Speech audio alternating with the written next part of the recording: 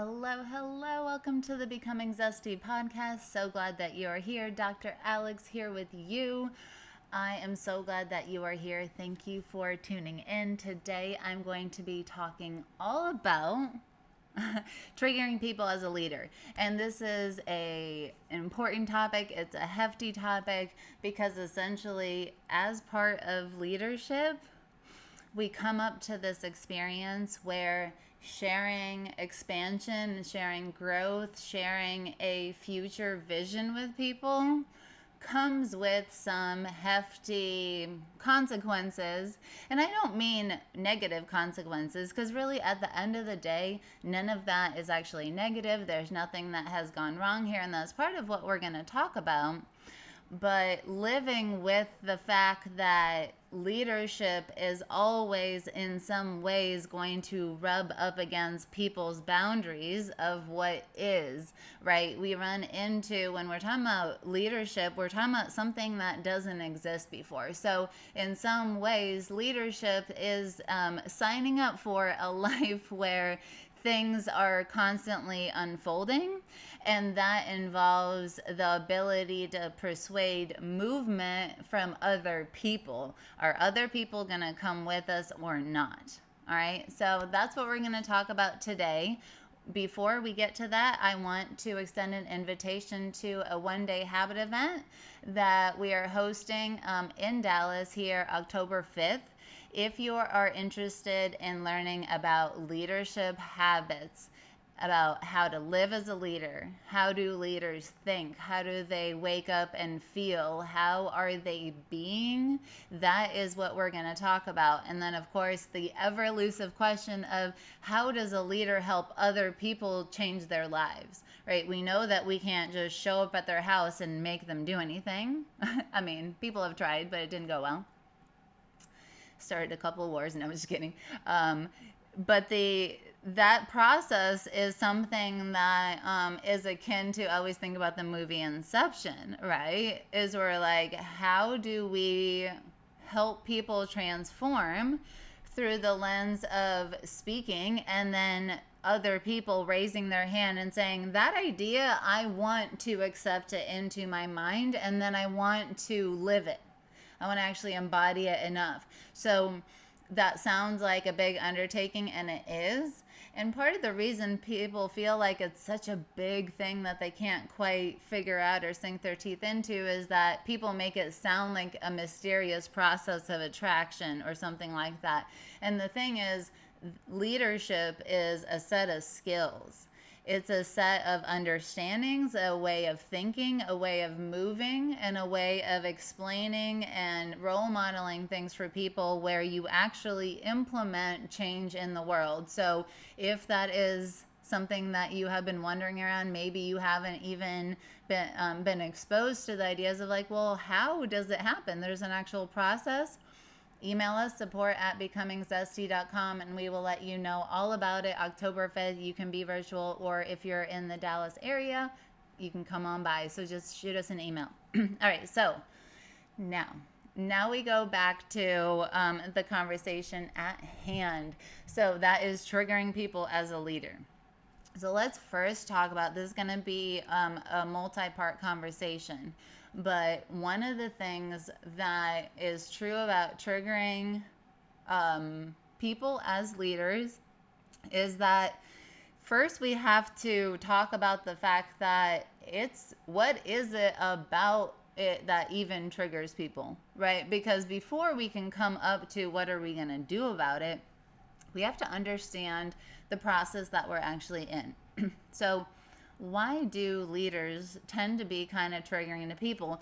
And you can see evidence of this general belief in if you look at any famous person in the spotlight doing something different, you will see, and you go to the social media, you will see a bunch of comments of a bunch of people agreeing with them, celebrating with them, whatever. And then there's the group of haters. So almost anyone doing anything out of the ordinary, aka leadership, whether you agree with it or not, has a subset of people that are rubbed the wrong way. So what is happening there, and kind of what's going on, because the problem is that people look at that and make it a problem, and that becomes the problem. But in some ways, we have to understand what's happening so that we can appropriately contextualize the experience. If we have an experience and we label it as bad, you'll fall off. And so often people are trying to grow their following, their social media, their reach, their impact, and then they reach a certain thing, they get some hate, and then whoop, they go back and they hide. They start a new account, they don't post for a month, whatever, and all of that momentum goes away, and then they're frustrated building it back up. But what happened was that someone got triggered, then they triggered you back, and down your buns went and kind of took you down emotionally and mentally, and then the actions didn't follow. Well, right, the actions followed the not lack of movement because you were thinking about the triggering. So if we can unpack that, we just first need to ask, why does that happen? And is there a problem, or is there just a way of thinking about it that can work better for us, right? It's never about what's right, wrong. So much of leadership is you get to decide. So what's right and wrong is not even on the table. It's more like what's going to serve you, and is it moving you towards your goals? And so that's where we're going to focus today. And then we're going to meet up again in another podcast episode, talk about kind of solutions or ways of working with it. But when it comes to leadership and the triggering, the vast majority of what is happening there is an energetic rub. You can kind of think of it as almost like a leadership body odor. There's going to be kind of your energy field, the vibe that you emit. That can seem like a nebulous topic, like, oh, there's just the vibe and it changes. Yes, but essentially scientists have measured the kind of energy around a person, and the reality is that our electromagnetic field extends past our physical body. So that's why so often we have the experience of, what kind of vibe, or you kind of get a feel for a person before your mind can really explain why you feel that way. And there are real measurements that people have taken of this. And a good way of thinking about it, you have experienced this if you've walked into a room with people and you've gotten the sense that there was they were arguing, right? There are body language clues visually, but even if you don't see them and your eyes are closed when you walked in, you can feel the energy. You're like, ooh, there's something going on here, right? So that's what we're talking about here. And so in leadership, part of the power comes in the fact that leaders have developed and cultivated and have worked for and fought for a large energy field. That's what makes some people very magnetic to follow. People are, even if they're weird, people are like, I'm intrigued. I want to know what they're doing. What's up? Right? So that big energy field is kind of that size, but it's also then what is emitted in that energy field. And that's where it can be almost like, you can think of it as like a smell, like a body odor or pheromones. And in leadership, when we are functioning as leaders, the more authentic we are, the more powerful our energy hits. Essentially, you just think of it like a spot lamp, right? Instead of scattering the light in a bunch of different directions to be, I am this Alex to this person, I'm this version to this person, I'm this version to this person, I'm this version over here, right? That's a scattered light. Whereas when I unify myself and I show up as my authentic self in all scenarios, I am completely unified. And so that light, the power of that light begins to shine brighter. That is where that energy field is going to attract and repel like and not alike, kind of like a magnet. That is to say, Our energy sort of does a function of sifting through attraction and repelling. The trick of it, though, is that when we trigger someone, it can look like that's a negative. We are repelling them, but it's actually more complicated than that. Some people are really seeing positive to the light and they're actually being repelled. Like, as in, they're like, that's a nice concept. Yeah, that seems great. That seems lovely that you're doing that. And in their head, they're like, I'm never going to do that. And they just leave. Right? And sometimes that's where the people getting triggered are the people that are close enough to you, close enough to the role modeling that they see, ooh, they're really being somebody that I want to be. Because I don't feel that I am that, it's quite triggering to see that reflected back to me, right? I can see I haven't made that amount of money. I can see that I haven't had that kind of impact. I can see, you know, what you're talking about, XYZ, right? But sometimes it's that triggering that allows people then to go back and go, ooh, yeah, I was really bugged by them. Maybe they seemed really confident. Maybe they seemed really all this, all that. That kind of bugged me. And then they sit back and go, gosh, I really want that. You know? So that's where we really have to look into, just because it's triggering to someone, we have to start to ask, what's going on underneath the surface here, right? Because just because it looks like a trigger does not mean that it's negative. Because quite often, the part I know for me personally, so often I have had the most impactful conversations are things where I wasn't quite ready to hear it. And my gut reaction, my knee-jerk reaction was not necessarily a kumbaya, oh my gosh, you're right, this is so great. Because honestly, it was like something that I need to look at. It was, you know, something I wasn't proud of. I maybe was hurt by it. Maybe I was like, well, I have all these valid reasons why I am like that. But then I still had to swallow kind of the bitter pill of being like, I know I have valid reasons for doing that, but do I want to overcome it? Like, am I ready to take responsibility for the fact that it happened, even though it is totally valid and was never my fault? But now what do I want to do with that? Is that going to be my driver for excuses, or is that going to be my kind of reasons for why I am motivated to move, right? And so that's what I'm talking about by leadership. Inherent to the function of leadership, the embodiment of leadership, of role modeling, is the fact that the right thing sometimes for people is to see a reflection of themselves through you. And for some people, their response to that is to be triggered and to leave. Some people will be triggered and motivated to work.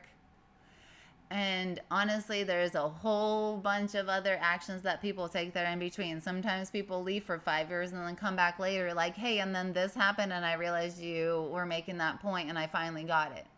So you never really know how someone's going to digest it, but the whole decision then at the end of the day lies in you answering the question, what are you going to make people getting triggered by you and your leadership mean? What is your interpretation? Because if you don't think it through, the negative experience of getting the pushback, of getting the person's feedback that's not necessarily positive, or even just feeling the rejection of someone not agreeing with you, there's a cost to all of that. So that's why we don't, around here, it's all about resources, right? We're not trying to get the perspective of, oh gosh, I have all these limitations. I need to hear all this triggering stuff back to me, and then I have to process it. Maybe, but I'll put to you, maybe not. Maybe it's the way that we're looking at it and saying, what's the function of the trigger? And if I can think of it in a way that includes the trigger as part of the experience, here's what's going to happen.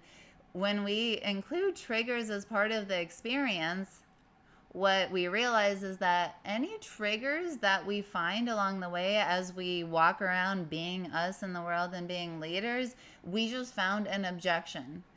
We found an objection to people purchasing from us and buying our experience, buying our leadership, the thing that we're trying to sell them on becoming, the identity that they're becoming.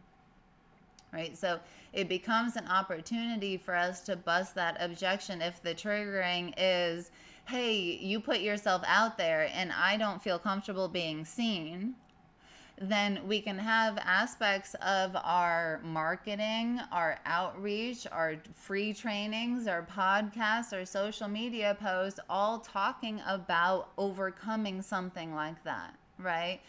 Because essentially we're saying, I'm not going to vilify this triggering experience. I'm just going to take it as, oh, that's what experience some people have with my leadership. That must mean they're bumping up against some sort of boundary within themselves that they have.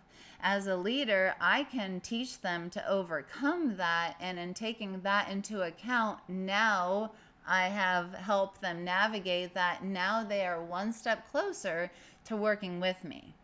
So see how that works? Not only are you not telling yourself a story that gets you to be quiet and shut up, because right, if you say, oh, leadership, I'm so triggering to people.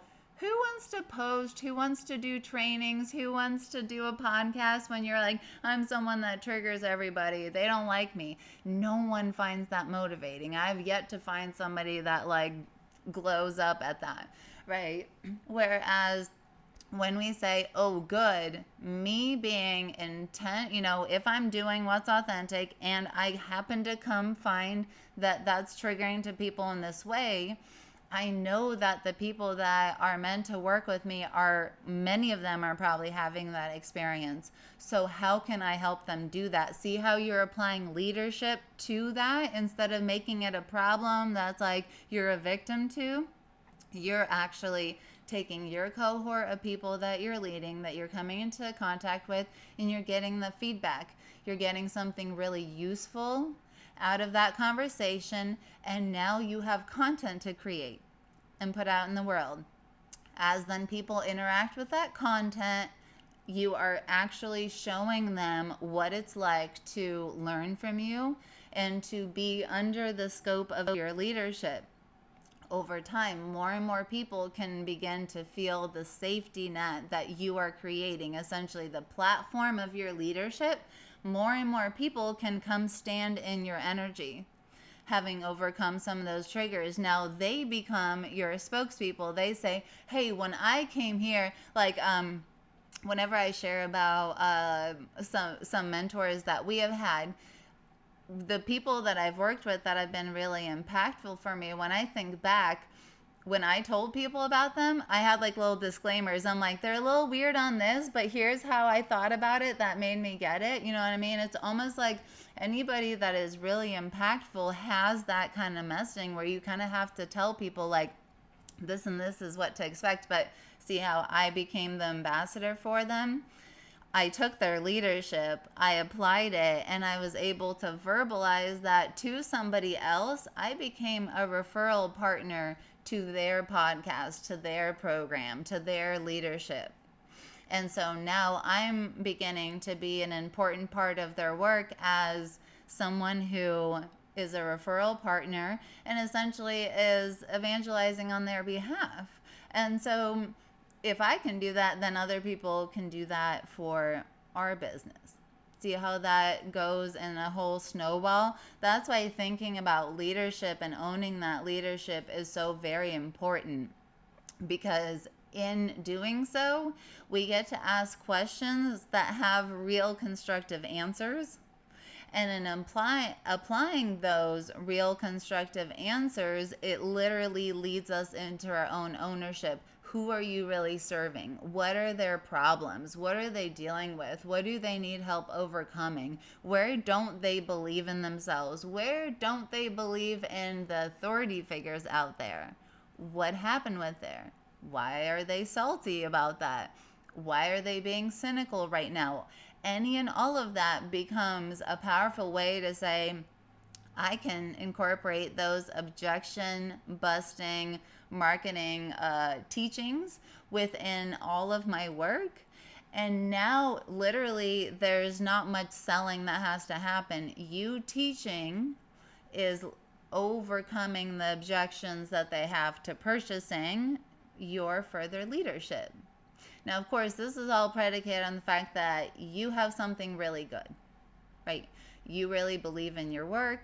You believe in your programs. You believe in that. And if you don't, it's okay. Come on by. We have certification programs. We will train you. It is all good. Sometimes competency really just has to come from more resources.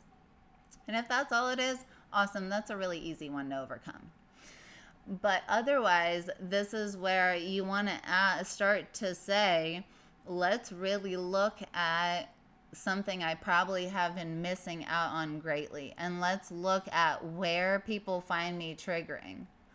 Is it that you think people think you're too blunt or too direct or too woo-woo or too holistic and crunchy?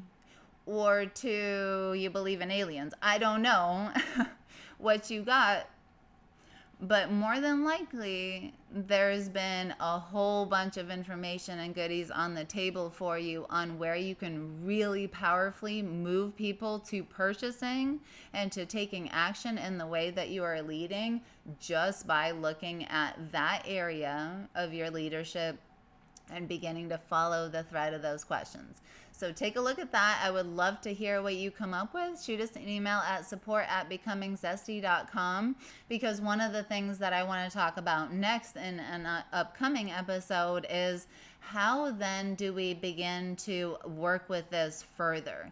What does it really look like within us to own how we come across?